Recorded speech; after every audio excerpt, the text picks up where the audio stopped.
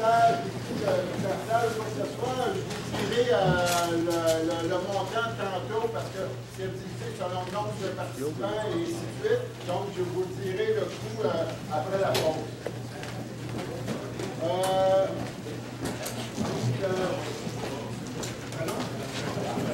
Oui.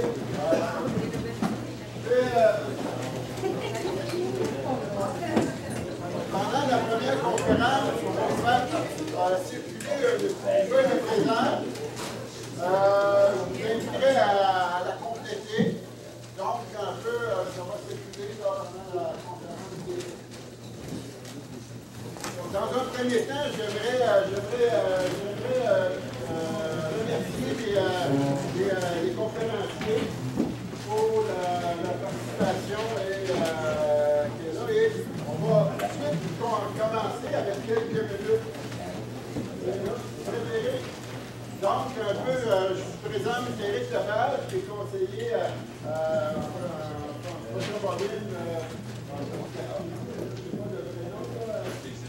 Bon, je vous laisse avec Éric. Salut tout le monde, je m'appelle Éric Lepage, comme Gaëtan Médine, pour ceux qui ne me connaissent pas. Nous, ma banque à table sectorielle en production bovine, on essaie à chaque année de sélectionner, mettons, 2 ou 3 formations ou 2 ou 3 événements d'envergure qui peuvent être au Québec ou à l'extérieur du Québec. Dans le fond, on y assiste, on essaie de ramener, dans le fond, l'important au Québec. Depuis quelques années, on essaie d'assister au NCBA, Convention and Trade Show. C'est dans le fond la plus grosse réunion d'Amérique du Nord en matière de exposition. NCBA, c'est équivaut peut-être à la Fédération des producteurs bovins, pour les expositions complètes. Je donne un exemple, cette année, il va y avoir 5000 producteurs intervenants qui ont passé à NCBA. Il y avait des conférences dans le cadre qui sont ouvertes 3 4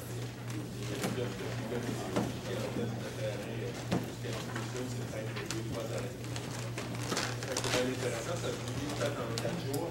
Il y a une journée dans le fond qui est plus maintenant caractère syndical. La deuxième journée, il y a une journée notamment au niveau de formation qui s'appelle la Catalan Collège. Il y avait une douzaine de conférences où on sélectionne dans le cas. Moi, j'ai assisté à 4 conférences. Aujourd'hui, si ça va bien, je vais vous en résumer 3. Si ça prend un peu plus de temps, ça va être mieux questionnement. C'est ça. La première conférence, c'est ça. Les 4 conférences auxquelles j'ai assisté, il y avait des stratégies pour avoir un impact sur l'efficacité alimentaire, la génétique pour créer des vaches en appliquant depuis 35 années de recherche, trouver la profitabilité sur des marchés volatiles, qu'est-ce que les engraisseurs d'amande. J'ai fait des résumés aujourd'hui pour la première, la deuxième et la quatrième.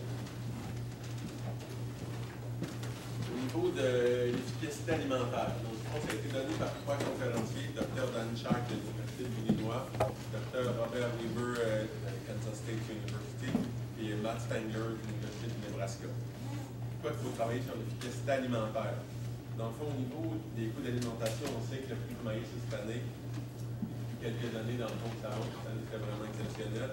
Donc, on sait qu'il y a une tendance générale à la hausse des intrants, surtout au niveau de l'alimentation. Historiquement, on parle que les coûts d'alimentation ont fait 50 à 70% du coût de production. Cette année, aux États-Unis, il y a des parcs qui sont à 80% là, du coût d'alimentation par rapport au coût de production. Une amélioration de 10% au niveau d'efficacité alimentaire pour les parcs américains, ça correspondrait à 1,2 milliard d'économies. Puis dans le fond, une amélioration de 1% au niveau d'efficacité alimentaire toujours, c'est équivaut à 3% sur le bien moyen quotidien. On parle beaucoup sur le game, on voit qu'il y a un potentiel aussi à aller chercher au niveau efficacité alimentaire. Et ce potentiel-là est encore inexploité. Il y a plusieurs façons de mesurer l'efficacité alimentaire. On peut mesurer l'efficacité alimentaire brute, qui est le gain sur la matière sèche ingérée. On peut faire le contraire, qui est la conversion alimentaire, qui est la matière sèche ingérée sur le gain. Par contre, ces deux mesures-là ne tiennent pas compte des besoins de maintenance en énergie versus les besoins qui sont affectés au gain d'animal. Donc, il ne faudra pas nécessairement sélectionner sur l'efficacité alimentaire sur la conversion alimentaire. Je ne dis pas que ce n'est pas important de les mesurer en part parce que c'est un impact économique, mais pour faire de la sélection, ce n'est pas sur ces deux critères-là qu'il faudrait sélectionner. Soit c'est parce que la conversion alimentaire est corrélée négativement au gain en post-sabrage, au poids à 1 an, au poids des vaches en maturité. Donc, si on sélectionne pour l'efficacité alimentaire ou la conversion alimentaire, on améliore le mérite pour le gain, ce qui est correct. On améliore aussi la taille adulte de l'animal. On améliore on augmente la taille adulte des animaux. Dans le fond, surtout avec la cheptelle de vache plus grosse, ils vont manger plus, ça va coûter plus cher à l'eau. Enfin, dans le fond, c'est pas nécessairement ça qu'on veut. Par contre, il y a une nouvelle approche. Dans le fond, c'est la prise alimentaire résiduelle, ou RFI en anglais, résiduelle fécondité. Ça, mettons qu'on parle de conversion alimentaire, d'efficacité alimentaire, c'est la tendance. Les chercheurs aux États-Unis travaillent beaucoup avec ça. Dans le fond, c'est la différence au niveau de la prise alimentaire entre celle réelle, dans le fond, mesurée en part, versus celle prédite à partir du gain, du poids, d'état corporel de l'animal. Si je prends un bourguignon, mettons, qui fait un gain de 4 livres par jour en part, dans le fond, qui pèse 1000 livres, puis qui a, mettons, tel pourcentage de poids corporel, mettons qu'on mesurait avec l'ultrason, on va dire 27%, on peut avoir des corrélations, mettons, mesurant l'épaisseur de gras dorsal sur le dos. Dans le fond, si on a une prise alimentaire supposée de ce bourguignon-là, je donne un exemple, je ne sais pas, 2,4%, mais que le bourguignon, en réalité, en réel, il mange 2,2% de son poids. Lui, il est améliorateur. Dans le fond, parce que les équations étaient supposées manger 2,4, il mange 2,2. Ça veut dire qu'il est plus économique à garder. Il mange moins pour les performances qui réalisent. Dans le fond, ces données-là, ils sont indépendantes du gain et de la taille à maturité de l'animal. C'est lié à l'efficacité du processus de digestion. La production bovine, comparée aux autres productions de protéines, elle n'est pas efficace. On peut dire moins efficace au niveau de l'efficacité alimentaire. On voit le poulet, on va de 2 pour 1. Ça veut dire 2 kg de matière sèche ingérée pour 1 kg de gain. Il y a eu une amélioration de 250% depuis 50 ans. Le porc, ils sont capables d'obtenir en bas de 3,5 pour 1. Le bœuf, généralement, on tient en haut de 6 pour 1. Au niveau on a réussi à baisser ça d'une livre depuis les 30 dernières années. Maintenant, on s'en était une conversion de 7 ou 8 pour 1. On a descendu ça à 7 versus 6. Pourquoi c'est plus difficile? Il y a plusieurs raisons. Dans le fond, dans le bœuf, aussi au niveau de la sélection, on sait que les générations sont plus longues. Ça prend, mettons, 2 ou 3 ans avant d'avoir une femelle dans le fond qui est apte à la reproduction. D'autres difficultés au niveau des technologies. Les animaux à bœuf, c'est des animaux qui sont plus gros, plus difficiles à manipuler. C'est des animaux, dans le fond, des gros volumes.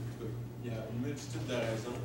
On remarque que depuis quelques années, il y a des technologies qui apparaissent qui simplifient beaucoup la tâche. On a déjà parlé de GrowSafe, dans le fond, qui est une mesure, un appareil pour mesurer la conversion alimentaire, l'efficacité alimentaire, excusez. C'est quand même assez coûteux encore. Plus que ça va aller, plus que la technologie va s'améliorer. Ça commence à rentrer plus dans les parcs. Puis aussi dans les stations de recherche, des stations d'élevage aux États-Unis. En Ontario aussi, New Mexico, je pense, dans ce système-là. On n'a pas encore au Québec. Les ultrasons, dans le fond, peuvent servir à mesurer la composition de l'animal en termes de l'eau. L'efficacité alimentaire chez la vache, c'est quoi? Au niveau des reproducteurs des troupeaux vaches-veaux, c'est 70% des besoins de la matière sèche ingérée qui va pour. Ça représente 70%, excusez-moi, de la matière sèche ingérée au niveau de l'industrie. Au niveau des besoins de maintenance, c'est 70% de l'alimentation dans le vache-veau qui va seulement à la maintenance. Dans le fond, si on multiplie les deux, ça donne 49%, environ 50% de toute la matière sèche ingérée dans le bovin de boucherie qui sert juste à maintenir en place les troupeaux vache-veaux. On ne parle pas de bouillon, on ne parle pas de gain. Ça fait que vous savez que c'est extrêmement coûteux. Dans le fond, la problématique, dans le fond, que les chercheurs amenaient, c'était au niveau de la définition de l'efficacité alimentaire au niveau de la vache, un peu plus compliqué dans le bouillon. On pourrait parler de poids soulevé par unité de matière sèche ingérée, mais là, on fait abstraction, mettons, de l'efficacité au niveau du processus reproductif, dans le fond, de la longévité. On sait que c'est bien important dans les troupeaux vache-veaux, mais il n'y a pas encore une façon, là, on va dire, fixe là, de mesurer l'efficacité alimentaire dans le rouge. On peut distinguer au niveau des vaches-veaux deux catégories. Tu as les animaux à haut niveau d'entretien, dans le fond, qui prennent beaucoup d'intrants, qui donnent plus d'intrants. animaux qui vont mieux aller, en général, dans un environnement, dans le fond, avec une abondance de ressources. On peut parler de foin de bonne qualité, de fourrage abondant de bonne qualité, de pâturage abondant. C'est des animaux, en général, qui sont plus gros, plus laitiers. On peut parler de Simmental, Guédry, Charolais ou Limousin, pour nommer quelques races. Il y a d'autres animaux, dans le fond, vaches à bon niveau d'entretien, moins d'intrants, mais moins d'extrants. Ils se débrouillent mieux dans des environnements de ressources plus limitées. On peut parler de races comme Angus Westford, pour vous donner un exemple. Là, je parlais, mettons, tantôt d'environnement et d'animaux efficaces. Ce qu'il faut faire attention, c'est que ce n'est pas nécessairement des petites vaches qui sont les plus efficaces. Et, en parenthèse, bien sûr, ce n'est pas les grosses non plus. Là, il faut faire une différence entre rentabilité et économie versus efficacité. Une petite vache, on sait que ça va manger moins, ça fait que ça va coûter moins cher à garder. Mais en termes d'efficacité alimentaire, ce n'est pas nécessairement les plus petites, ce n'est pas nécessairement les plus grosses qui sont plus efficaces. Il y a une différence aussi qu'il faut regarder, puis c'est bien important, en termes d'efficacité alimentaire, il y a les parcs et l'élevage beau. Parcs, on peut penser de ration, on peut parler de rations à haute densité énergétique, à base de grains, puis il y a une composante chémostatique. C'est-à-dire que dans le fond, ce n'est pas les animaux qui sont pleins qui vont arrêter de manger, ils vont arrêter de manger parce qu'ils vont avoir assez de sucre dans le sang. Versus vache beau, énergie modérée, fourrage, donc on va mettre du rumen qui va réguler leur consommation, leur prise alimentaire. Ils nous ont présenté une recherche, moi je l'ai classé, j'ai nommé les taureaux de A à P, dans le fond 1 à 16. Pour identifier, dans le fond, ce n'est pas nécessairement les mêmes taureaux qui sont plus efficaces au niveau d'une ration haute densité énergétique versus une ration fourragère. Là, on voit au niveau d'une ration plus énergétique, j'ai classé les taureaux de A à P, dans le fond, en ordre d'efficacité, à être plus efficace et moins efficace. Au niveau de la ration fourragère, on voit que l'ordre n'est pas pantoute respecté. Le plus efficace, c'est le cas qui se situe pas mal au milieu. En rouge, dans le fond, on voit les moins efficaces. En bas, le haut est dans les plus efficaces au niveau d'une ration fourragère, mais était dans les moins efficaces au niveau d'une ration sur le grain. H était dans le milieu, puis il est plus efficace pour le foin. Mais si on regarde les 5 premiers A, B, C, D, E, on se rend compte que E, B, D, A sont relativement dans la première moitié, dans le fond, en termes d'efficacité. C'est quoi qu'il faut sélectionner, dans le fond? C'est une ration, mettons, une efficacité au niveau de la ration fourragère ou une efficacité au niveau de la ration, mettons, plus au niveau des parcs. Je pense qu'il faut voir l'industrie, dans le fond, dans un ensemble. Il ne faut pas que le secteur, dans le fond, sélectionne de quoi qui va l'avantager, mais qui va désavantager, dans le fond, son client. Ça fait que je pense qu'il faudrait aller dans un modèle où on sélectionnerait les deux types d'efficacité.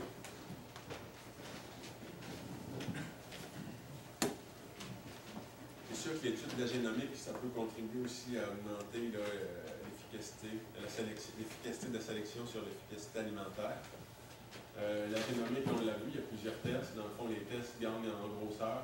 On a passé avec des tests qui mesuraient, dans le fond, quelques marqueurs. Là, on est rendu avec des tests à 50 000 SNP marqueurs, versus une nano, je pense, c'est 120 000 marqueurs. Dans le fond, les tests gagnent en précision. On a répertorié plusieurs SNP, dans le fond, qui peuvent avoir un impact sur l'efficacité. Utiliser les tests tout seul, c'est peut-être pas l'avenue, en tout cas dans l'immédiat. Ce qu'il faudrait peut-être penser, c'est utiliser la génomique pour venir préciser des OPD. Dans le fond, ça peut avoir une plus grande incidence pour des OPD qui ne sont pas précis. On les conjugue, dans le fond, avec des tests génétiques, où les marqueurs vont nous donner une plus grande précision des OPD. Puis l'importance des tests génomiques va diminuer à mesure que les OPD vont gagner en efficacité. En efficacité, en répétabilité. L'aire génomique, dans le fond, ça permet d'envisager toute une série de nouvelles mesures en termes de santé, de dentité, de prise alimentaire, d'efficacité alimentaire. Il y a des compagnies, je pense qu'il y a 2 compagnies, iGenity et l'autre, c'est Merial qui fait d'autres tests. Dans le fond, ils donnent des mesures sur l'efficacité alimentaire. Le haut de la génétique sur l'efficacité alimentaire, dans le fond, en diagonale, vous avez la corrélation. Pas la corrélation, dans le fond, l'irritabilité, puis par ligne, par colonne, vous avez les corrélations. Ce qu'on peut voir, le gain moyen quotidien, 0,26, c'est le moyen. La consommation de matière sèche, l'irritabilité de ça, c'est 0,4. La prise alimentaire résiduelle, on se rend compte que c'est pas mal irritable, à 0,52. on travaille avec ça. Tandis que la conversion, dans le fond, c'est gain sur feed, là.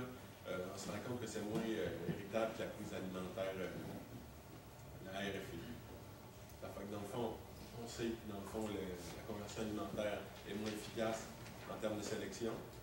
Puis en plus, on a une meilleure efficacité en sélectionnant sur la RFI. Ça fait que je pense qu'il n'y a pas à se questionner. Ce qu'on se rend compte aussi, c'est que la prise alimentaire résiduelle, RFI, est corrélée négativement là, à un fort niveau avec la conversion alimentaire. Dans le fond, les animaux qui vont être efficaces au niveau de la RFI, pas nécessairement les animaux qui font le plus de gains. Les animaux qui vont manger moins, ou qui vont faire le meilleur gain avec ce qu'ils mangent. Mais il ne faut pas nécessairement, on voit là, dans le fond, comment je pourrais dire ça, l'effet inverse dans les deux. Dans l'affaire, la prise alimentaire versus la RFI, il y a une corrélation de 66%. Dans le fond, plus que la prise alimentaire baisse, mieux que la RFI.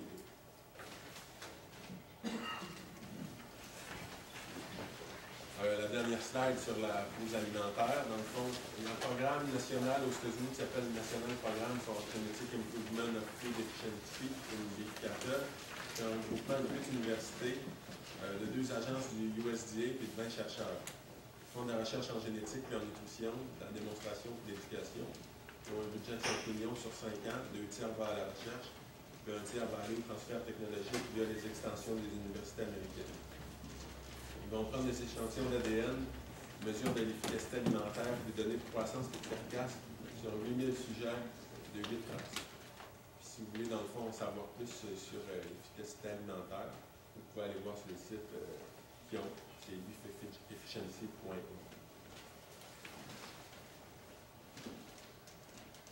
Si vous avez des questions sur cette conférence-là ou qu'on fait des conférences, vous posez vos questions après, comme vous voulez. On va continuer d'abord. Au niveau de l'amélioration génétique, dans le fond, on avait une présentation de 3 chercheurs du USDA, l'Institut Animal Research Center. Ils venaient faire des présentations en termes d'amélioration génétique, le fruit des recherches dans le fond des 35 dernières années. La présentation était assez longue. J'ai résumé dans le fond ce que je trouvais que se présentait le mieux aujourd'hui. Au niveau de la différence entre les races, ils ont utilisé un set de 50 000 marqueurs génétiques au niveau de la génomique. Puis ils ont tracé, dans le fond, essayé de faire le portrait de toutes les races. Puis on voit, dans le fond, les relations. Là, en bas à droite, c'est tout ce qu'il y a du Brahma ou du Brahma à l'intérieur. On peut voir, mettons, la race Brahma, la Santa Gertrudis, qui est Brahma Shorthorn, Beefmaster qui a un peu de Brahma, puis la Brangus. On voit le Hereford qui est en haut à droite, dans le fond, qui est un peu une lignée un peu plus distincte des autres races.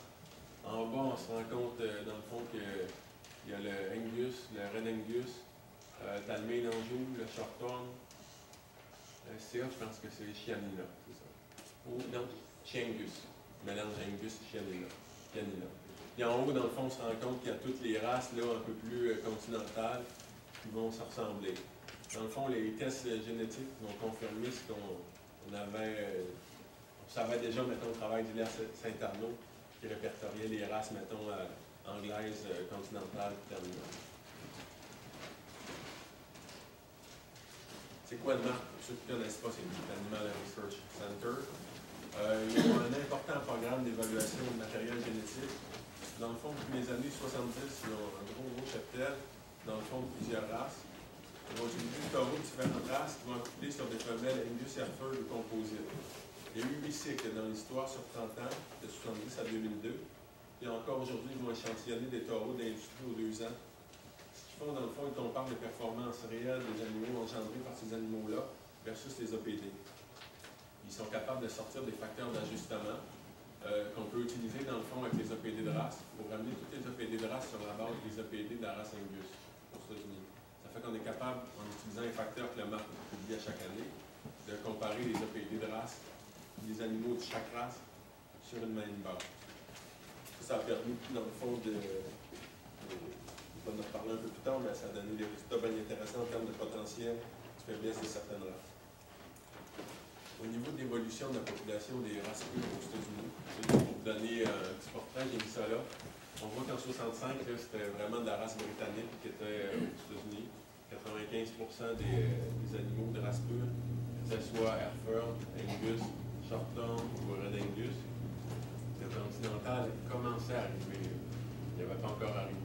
Ça fait qu'on n'avait quasiment pas de Charolais, de Cimental, Limousin, Galilee. Il y avait les races américaines, le Bramall, Central Gertrudis, le Bringus et le Beastmaster, qui est encore dans un faible effectif. Ce qu'on peut voir, c'est que aux années, mettons, peut-être 85-95, l'effectif de race pure britannique a baissé aux États-Unis. Il y a eu un pic, dans le fond, en 95 au niveau des races continentales. Puis le pic était un peu plus tôt là, au niveau des races américaines. Dans le fond, sont plus dans le sud des États-Unis, Texas, Floride, tout ça. Parce que c'est des races qui résistent plus à la chaleur que le maladie aux insectes. Mais la tendance depuis 2005, on voit dans le fond qu'il y a un retour là, vers les races britanniques. Dans le fond, 60%. C'est un petit peu baissé au niveau des races américaines et continentales. Ce qu'il faut dire, c'est que dans l'inventaire de 60% de races pures, il y a 40% que c'est du Angus. L'Angus est Angus noir, là, Black Angus. L'Angus est vraiment populaire aussi. Dans le fond, ce qu'il faut retenir des recherches du Mark, c'est que les différences entre les races ne sont pas constantes. C'est pour ça que c'est important, dans le fond, de répertorier toutes les races et de les comparer à chaque année avec des outils comme les facteurs d'ajustement pour être en mesure, dans le fond, d'utiliser les races dans leur potentiel, le meilleur potentiel. En termes de tendance génétique des races, pour le poids à naissance, ce qu'on peut voir, c'est que depuis 1972 jusqu'en 2008, les races américaines comme Hereford, Angus, le poids à naissance a augmenté de peut-être 4 livres là, au niveau des APD. Mais pour toutes les races, ce qu'on peut dire aussi, c'est qu'il y a une tendance là, depuis peut-être les années 2000 ou peut-être un peu avant, on peut dire 95-2000, il y a une tendance là, vers la stabilité. C'est-à-dire que ça n'augmente pas et que ça ne descend pas. Par contre, on peut voir peut-être certaines races, mettons, comme les cimentales et la ligne bleue avec des triangles. Il y a eu, dans le fond, une baisse à partir des années 95 qui ont réussi à travailler un peu leur poids de naissance pour la baisse. En termes de tendance génétique pour le poids sevrage, on peut voir que toutes les races se sont améliorées. Comment je pourrais dire, il y en a encore des moins bonnes, puis il y en a des meilleures. Les races se sont améliorées quasiment, quand on regarde le graphique, quasiment au même rythme qu'on peut dire. La différence en général, c'est qu'on peut, si on prend regarder la différence entre le Red Angus et le Charolais, on peut voir que c'est quasiment des droites parallèles là, qui montent les deux. On se rend compte, dans le fond, en termes de facteurs d'ajustement avec leur marque, c'est des races un peu plus faibles au niveau du gaz. C'est généralement des races maternelles, comme Angus Roux, Hereford. Les races les plus fortes, c'est les races auxquelles on s'attend, comme Charolais et Cimental. Il y a la triangle qui est Galilee aussi, avec 3 ans. Ce qui est vraiment étonnant, moi, les graphiques qui m'étonnent le plus en termes de changement là, de nos idées préconçues, c'est la tendance pour le poids 1 an.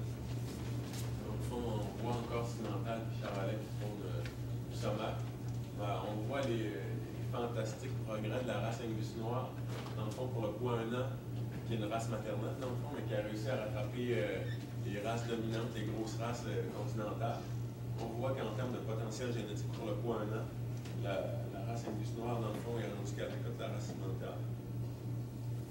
Les autres races se tiennent sensiblement au même niveau, puis on a la race des comme dans le fond, 3 races, les plus de potentiel poids 1 an. On parle de Charolais, Cimental, Angus.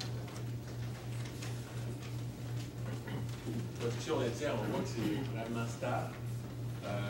Sauf peut-être la race encore Angus, ça s'est amélioré peut-être un peu plus que la moyenne. Dans le fond, on peut peut-être expliquer ça. C'est sûr que tantôt je disais qu'il y avait 40% de toutes les races pures aux États-Unis, c'est Angus. Ben, dans le fond, en ayant un plus gros bassin de sujets purs, c'est sûr que le potentiel d'amélioration génétique est plus élevé aussi. Un plus grand panier à piger dedans, les meilleurs sujets, t'en as plus.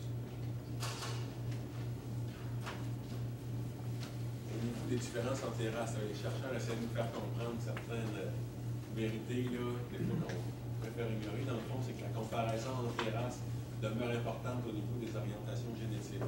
Des fois, on n'ose pas trop se lancer dans une comparaison entre les races à cause des associations de races, et certains tabous, un peu un sujet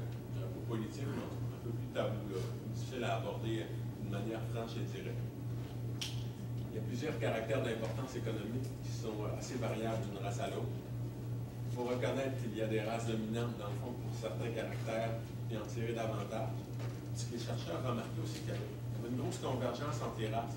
Dans le fond, les races, plus que ça allait, moins qu'il y avait une différence entre les races. On voit l'Angus qui est rendu super fort sur le gain. Puis dans le fond, on ne considère pas que c'est nécessairement une bonne chose, dans le fond, une grosse convergence des races. Parce qu'il faut profiter justement au niveau complémentarité de la différence des races, pas nécessairement essayer d'avoir toute la même race, avec tous les critères qui sont forts. Ça fait que les races, certaines races devraient se concentrer à améliorer des caractères, mettons, qui ont fait leur renommée désirable dans ces races. Puis peut-être laisser d'autres caractères, d'autres races qui sont meilleures dans ça. Au niveau du poids des vaches, depuis 30 ans, ce qu'on a remarqué, au moins, c'est que le poids des vaches a augmenté de 300 livres. C'est pas mal, là. La moyenne, quand on a commencé au mars, c'était 1080 livres. C'est rendu que la vache a pas loin de 1400 livres. Par contre, ça semble s'être stabilisé dans la dernière décennie. Certaines vaches ont continué à augmenter, mais beaucoup d'autres ont modéré leur poids. En général, dans les derniers 10 ans, ce qu'ils ont marqué, c'est que ça allait dans un sens ou dans l'autre à plus ou moins 30 livres, là, au niveau de la variation du poids des vaches. Ce qu'il faut retenir aussi, c'est que le poids au sevrage il y a un an est hautement corrélé au poids adulte. Là, je mets pertinence de sélectionner sur des indices gains. Mais ça devrait plutôt être la pertinence de non sélectionner sur des indices gains. Dans le fond, si on va tout le temps, si on sélectionne une femelle sur des indices gains poids un an, même poids au sevrage, on sait que c'est hautement héritable, on se ramasse tout le temps avec des plus grosses vaches. Dans le fond, c'est ça. Puis, je sais qu'on travaille beaucoup avec le PRTBQ, c'est des indices, mais il y a d'autres choses aussi qu'on peut regarder. La taille, on peut avoir un troupeau, mettons, de vaches qui n'est pas nécessairement élite au point de vue génétique. Là, je parle du commercial. Là.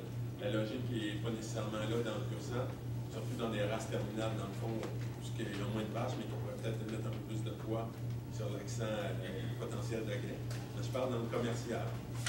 Dans le fond, il ne faudrait pas nécessairement se baser beaucoup trop sur le potentiel de gain. Sinon, on se rend tout le temps avec des plus grosses vaches. On voit que les scores nous le prouvent, une augmentation de 300 livres dans le fond, les 30 dernières années. 300 livres, dans le fond, 300 livres de plus pour nourrir par vache. Dans le fond, ce qu'il faudrait, c'est utiliser des taureaux terminales peut-être un peu plus grands, sur des vaches un peu plus modérées. Pas trop étirer l'élastique non plus, parce qu'utiliser maintenant des taureaux à 7,5 sur des vaches de 5, ça risque d'être pas beau dans le temps de baillage. En général, dans le fond, il faut essayer de travailler à réduire la taille de nos troupeaux, surtout de nos lignées maternelles.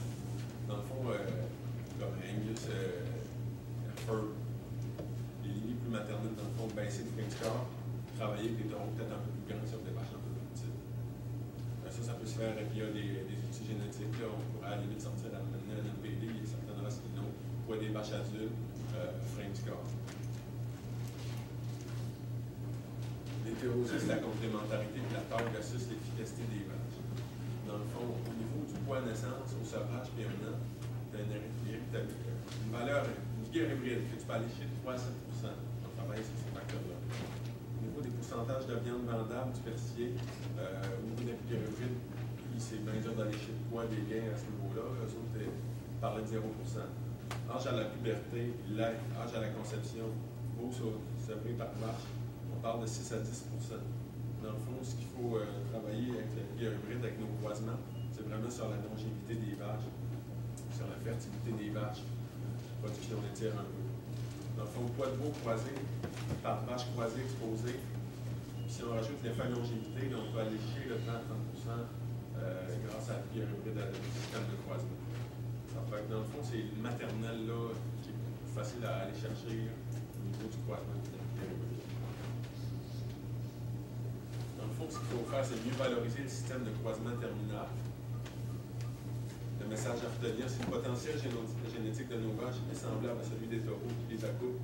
On laisse derrière un potentiel de profil intéressant. Dans le sens qu'il faut travailler avec des taureaux terminales, des vaches matérielles, des vaches croisées matérielles.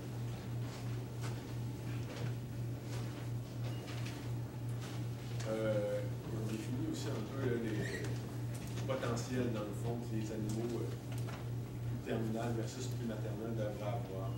Au niveau de toute la maternelle, ce qu'on devrait favoriser. Le gain moyen quotidien, un départ actif, un gain moyen quotidien élevé, une facilité de bailage direct hockey. Quand je parle de hockey, c'est dans la moyenne. Tant que ça baille, c'est correct. Ça ne donne rien d'avoir des champions du bailage. Normalement, la facilité de bailage est corrélée négativement avec le gain. Ça marche pour que ça baille, mais pas plus. Efficacité alimentaire, qualité des carcasses, résistance aux maladies, vigueur sur le niveau, fertilité du mâle. Quand on va planifier des accouplements maternels, il faudrait s'orienter d'habitude plus vers la fertilité des vaches, la facilité de bailage maternel, la facilité que la vache a à donner naissance, les besoins d'entretien, la taille de la vache, la longévité, une production de lait adéquate. Adéquate, ça veut pas dire nécessairement championne de la production laitière, on sait que c'est plus énergivore, résistance aux maladies, tempérament maternel, puis pas trop agressif non plus, adapté à son environnement. Dans le fond, la notion selon laquelle toutes les races sont bonnes et bien présentes dans l'industrie, elle est peut-être contre-productive. Dans le fond, il y a de la place pour toutes les races utilisées de façon intelligente. On ne peut pas produire du commercial avec une race pure, pas avec toutes les races pures. Il faut arrêter de dire ça, c'est pas vrai. Les races sont devenues bien trop semblables, ça c'est une conclusion des chercheurs aussi. L'hétérose est sous-utilisé dans l'industrie, mais ne doit pas être vu comme un bord ouvert. Dans le fond, plus on utilise l'hétérose, plus la vache est productive, plus il faut y en donner. Dans l'exemple de la F1, la F1 ça peut être productif, c'est une bonne longévité, mais dans le fond, les animaux qui sont très productifs, ça prend des intrants dans le fond de qualité pour qu'ils expriment leur potentiel génétique. Une minute? On en parle deux.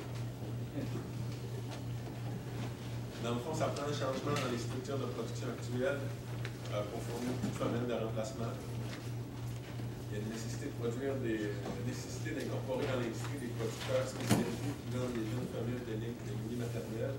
L'idéal à commercer, ce serait des jeunes vaches accouplées avec un mâle terminal, gestant de son deuxième tour. Mais dans les modèles qu'ils ont présentés, eux, ils suggéraient comme plus réaliste, dans le fond, des vaches accouplées avec un taureau terminal, gestant de son quatrième tour. D'aller avec des vaches un petit peu plus vieilles. Parce que ce qu'ils disaient, dans le fond, une vache, dans le fond, avant de produire sa remplaçante, ça va être 33 mois. On peut supposer qu'elle va produire un mâle, une femelle, puis un autre qui va être soit mâle ou une femelle. Donc, on a un mâle ennemi, une femelle ennemie, mais ça prend une certaine sélection des femelles qu'on va garder aussi. Ça fait que, quand on instaure un système, dans le fond, avec la femelle qu'on produit, qu'on vend en gestion de son premier lot, ça ne laisse peut-être pas de chance pour les entreprises, dans le fond, de produire ces femelles-là et de se renouveler au niveau génétique. Le modèle serait peut-être plus périn, si on peut dire, là, si on vendrait nos vaches à peu près plus gestion. Avec la technologie qui s'améliore, il va falloir profiter là, de la semence sexée, surtout pour le troupeau, dans le fond, pour le produire de la femelle de remplacement. On ne peut pas dire si les petites vaches sont plus efficaces, mais elles sont certainement plus économiques, comme je le disais tantôt. Lorsqu'elles couplent des taureaux à fort potentiel génétique, attention aux différences extrêmes pour éviter une catastrophe sur la période des bailles. Les lignées maternelles devraient être choisies pour leur taille et leur facilité de bailage maternel. Les lignées terminales devraient être choisies pour leur potentiel de leur facilité de bailage direct. Puis ma conclusion, dans le fond, ça pourrait être ça. Les races doivent se positionner et prendre une orientation maternelle ou terminale. Ça fait que, on va arrêter ça. Merci.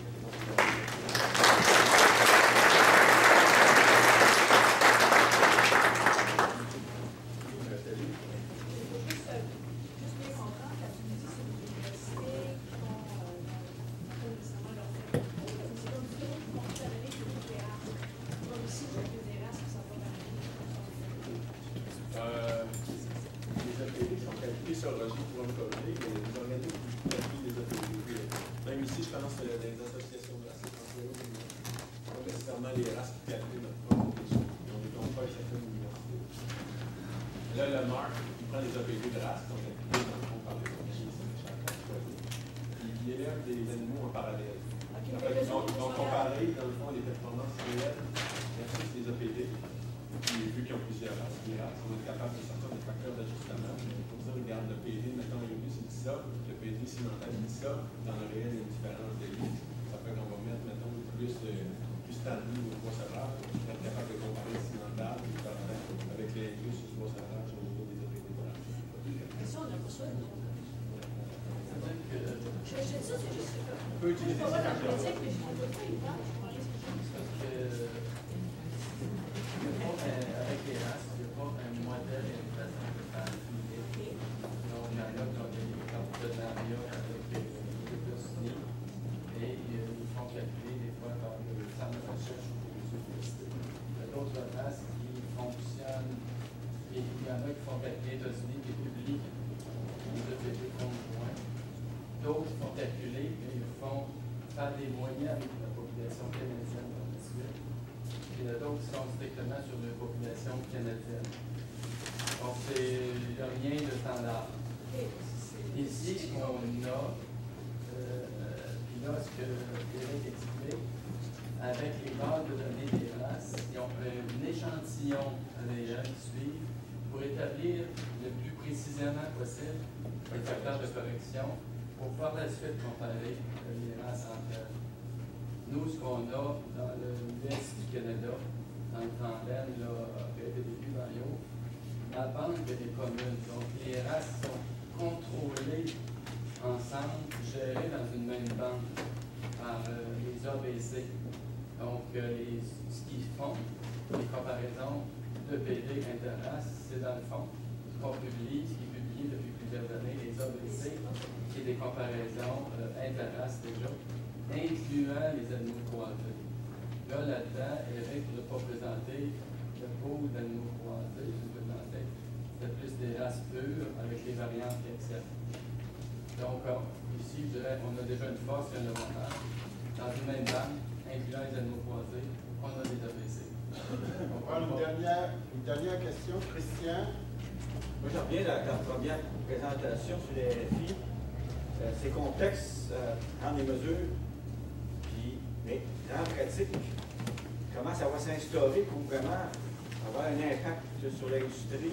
Est-ce que ça va prendre la foi de la génomique, peut-être, parce que c'est plus facile par la génomique, de répondre? Ben, la génomique, comme je disais, moi je ne suis pas sûr que c'est à point à date. Ils vont analyser 3 à 4 des points dans la génétique. Mais c'est ça. Normalement, ça servirait mieux, ça viendrait préciser des OPD. Des OPD, l'efficacité alimentaire, ça prend des données sur l'efficacité alimentaire. On n'a pas de système pour mesurer l'efficacité alimentaire. Moi, je pense qu'on voudrait implanter ça au Québec. Ça prendra des stations, dans le fond, qui mesurent l'efficacité alimentaire. Parce qu'il y a une bonne partie de l'amélioration génétique des troupeaux qui passe par les taureaux. Ouais. J'aimerais bien ça qu'on ait des gros sacs d'installations du Québec. C'est sûr que c'est peut-être 100 000 places par système. Ouais, c'est le progrès un coup. C'est généralisé la situation. Étant donné l'importance, il faut faire comprendre au ministère, étant donné l'importance économique, il faudra l'instaurer, c'est ça? Merci beaucoup, Eric. Là, on sait tout. Vous allez avoir Eric Calonien, là, donc un peu, voilà. On va passer avec le deuxième conférencier.